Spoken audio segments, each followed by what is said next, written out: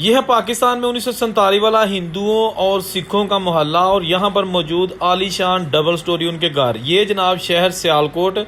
बताया जाता है कि यहाँ के जो हिंदू और सिख थे बहुत अमीर थे, क्योंकि उनके अपने स्पोर्ट्स के कारखाने थे। इसके साथ साथ जो महाजन सन्यारे कतरी थे उनकी दुकानें थी। सियालकोट का शहर जो कि एक हिंदू राजा सल ने आबाद किया था, उसका किला आज भी मौजूद है। लेकिन ये जो मोहल्ला आपको दिखाया जा रहा है, यहाँ पर ज्यादातर घर वो हैं जो 1947 की पार्टीशन से पहले बने थे, और यहाँ पर वो लोग आबाद है जो इंडिया के मुख्तलिफ इलाकों से 1947 को हिजरत करके पाकिस्तान आए थे। तो ये घर फिर उनको अलाट हुए थे। कुछ घर नए भी बन चुके हैं, लेकिन ये जो पुराने घर हैं इनकी खूबसूरती अपनी मिसाल आप है। जैसा कि अभी आपको मैं जूम करके दिखाता हूँ, ये जो पुरानी ईंटें बनाई गई थी, ये डिजाइनिंग जो है ना, ये मशीन के जरिए नहीं बल्कि कच्ची ईंटों पर डिजाइनिंग करके इनको भट्टे में पकाया गया था और ये ईंटें तैयार की गई थी, जो कि अभी एक आलीशान घर आपको दिखाया।